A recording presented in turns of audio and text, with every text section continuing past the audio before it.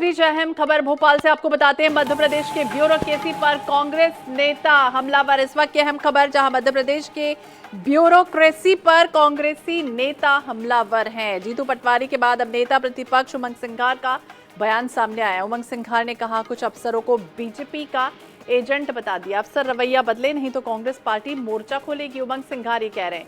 मध्य प्रदेश के ब्यूरोक्रेसी पर कांग्रेसी नेता हमलावर हैं, तो वहीं जीतू पटवारी के बाद अब नेता प्रतिपक्ष उमंग सिंघार का बयान सामने आया है। उमंग सिंघार ने कहा कि कुछ अफसरों को बीजेपी का एजेंट, अफसर रवैया बदले नहीं तो कांग्रेस पार्टी मोर्चा खोलेगी।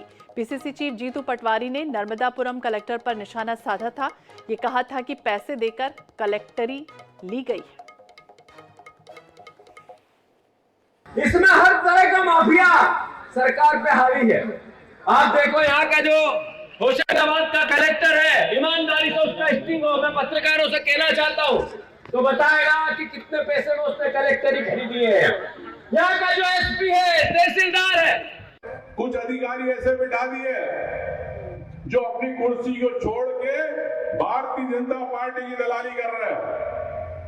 अगर ऐसे दलाल अगर कोई है, उन दलालों को कांग्रेस पार्टी बिल्कुल रडार पर रखेगी। रडार पे मैं आपसे कहना चाहता हूं कि आप बिल्कुल निर्भीक होकर जनता की सेवा करें।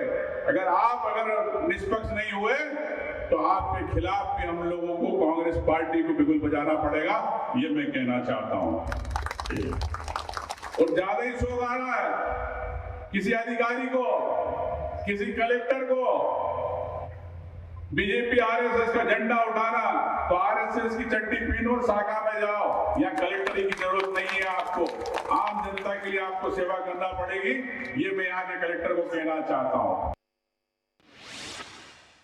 ज्यादा जानकारी के लिए हमारे साथ भोपाल के ब्यूरो चीफ अनुराग मालवीय हमारे साथ जुड़ गए हैं। अनुराग, जो भी आईएएस की तैयारी करता है और उसके बाद अगर बन जाए और उसके बाद ये कह दिया जाए कि कलेक्टर तो पैसे लेकर बने हुए हो आप, और इस तरह की प्रतिक्रियाएं राजनीति में ज्यादातर दिखाई दे रही है। कांग्रेस नेता इस तरह से आरोप लग रहे हैं, क्या वाकई में मध्य प्रदेश में इस तरह से हो रहा है? देखिए, दोनों पक्षों को समझना पड़ेगा। कांग्रेस नेताओं को ये समझने की जरूरत जरूर है कि इस तरह की भाषा का उपयोग किया जाए।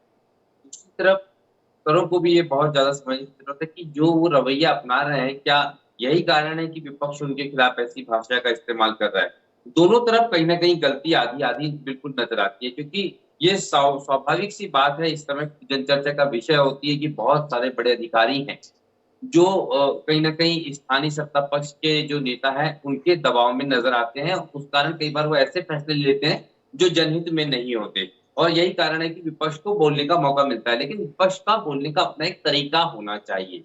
दलाल शब्द या पैसे लेके कलेक्टरी खरीदना, इस तरह के शब्दों के प्रयोग में ना ही गंभीरता होती है और ना ही इंप्रेशन होते हैं। और अगर आपको जनता को अपने साथ जोड़ना है, अगर कहीं ना कहीं एक क्रांतिकारी बातें करके, तो कहीं ना कहीं उसमें एक सहजता होनी चाहिए, उसमें एक ऐसी शालीन भाषा होनी चाहिए जो लोग एक्सेप्ट कर सके। तो दोनों ही तरफ से गलतियां हैं, और ये दोनों तरफ की गलतियां जो है इस तरह की स्थितियां बनाती हैं जो हम इन बयानों में देख पा रहे हैं। बिल्कुल अनुराग, इस तरह के बयानों में शालीनता और मर्यादा का ध्यान तो रखना ही चाहिए, लेकिन हुआ क्या था ये जरूर हमारे दर्शकों को बताइए कि किस वजह से उन्हें इस तरह के शब्दों का इस्तेमाल करना पड़ा। देखिए, जीतू पटवारी के खिलाफ कई सारी शिकायतें आई थी। जब हमने देखा था इटारसी में कार्यक्रम था, और सिर्फ कार्यकर्ताओं ने शिकायत नहीं की थी, उनके पास जो इनपुट आए थे वो मीडिया के जरिए भी आए थे। लेकिन कल के कार्यक्रम की बात करें तो जो किसानों को लेके था, उसमें जो बात नजर आई, उसमें कुछ किसान उमंग सिंघार के पास पहुंचे थे कि हमारी फसलें पूरी बर्बाद हुई।